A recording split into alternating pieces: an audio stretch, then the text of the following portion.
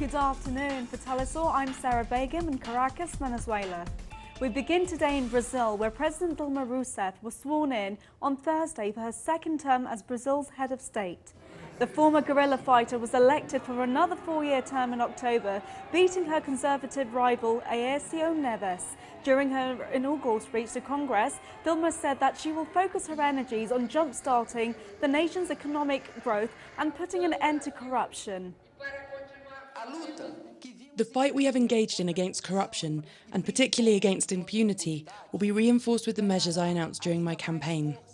I will put these to Congress and into practice in my first few months. Taking a look now at other key points mentioned during her address, Dilma highlighted the need to optimise investment in social programmes, including scholarships for youth and public housing. Rousseff's second term will also be marked by strengthening regional integration through bodies such as UNASUR and CELAC. Finally, the leftist president spoke of the creation of a special plan to stimulate economic growth through public and private investment.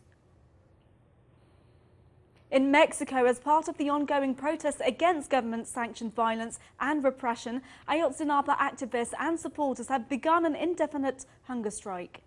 The protesters are demanding the release of 9 activists who are also on a hunger strike and that 42 missing Ayotzinapa students be found alive.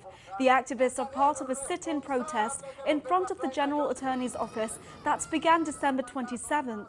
Massive protests erupted after police in Guerrero State fired on the teacher trainees, killing 3 and disappearing 43. The remains of 1 student have been identified through DNA analysis. And also in Mexico, the Zapatista guerrilla army has voiced its support for the families of the missing students. The rebel group issued an invitation to the relatives of the disappeared youth, inviting them as guests of honor to an event celebrating the 21st anniversary of the Zapatista uprising. Parents of the students expressed their gratitude to the guerrillas for their solidarity.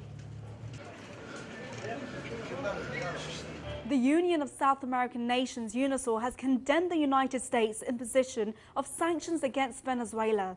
In a declaration released late last month, UNASUR member states called the move by Washington an infringement of the principles of non-intervention in the affairs of sovereign states and urged Washington to desist from actions that negatively impact Venezuela's stability, social peace and democracy. And in world news, the second ship in 2 days carrying hundreds of migrants in the Mediterranean Sea was abandoned by the crew as it entered the Italian coast. The 450 people on board are mostly Syrian, including many children and pregnant women. The Italian Coast Guard towed the ship to port. On Wednesday, about 1,000 migrants were rescued by Italy after the Moldovan cargo ship they were on had been abandoned by its crew. Thousands have died at sea as an increasing wave of Syrians and Libyans flee violence and persecution. And in New York, Governor Andrew Cuomo said that one of his top priorities for his new term will be the rebuilding of trust between the public and the police.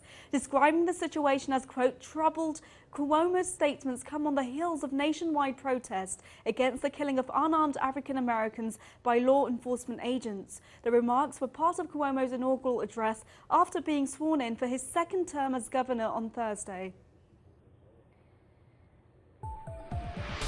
Governor Andrew Cuomo's father, Mario, passed away just hours following his son's inauguration. The 3-time governor of New York died as a result of heart failure at age 82. Cuomo turned down presidential nominations in 1988 and 1992. He was hailed as champion of progressive values and civil rights. The former governor was drawn into politics when, as a lawyer, he fought against city officials in favor of hundreds of workers.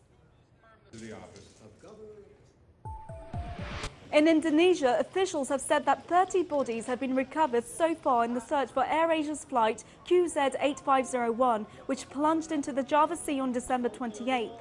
Rescue teams searching for the wreckage have seen their efforts complicated by strong winds and rough seas. The flight was en route to Singapore with 162 people on board when it encountered thunderstorms. The cause of the crash, however, has not yet been determined. And in culture, Famed Cuban actress Emilia Perez Castellanos, also known as Sevilla, passed away on Thursday at the age of 93. Sevilla rose to fame during the golden age of cinema in Mexico, acting in more than 10 feature-length films of remembered genre. She also starred in a number of Mexican soap operas. Sevilla died in the hospital in Mexico City as a result of cardiac arrest. More on these and other stories on our website, telesortv.net/English. For Telesort English, I'm Sarah Begum. Enjoy the weekend.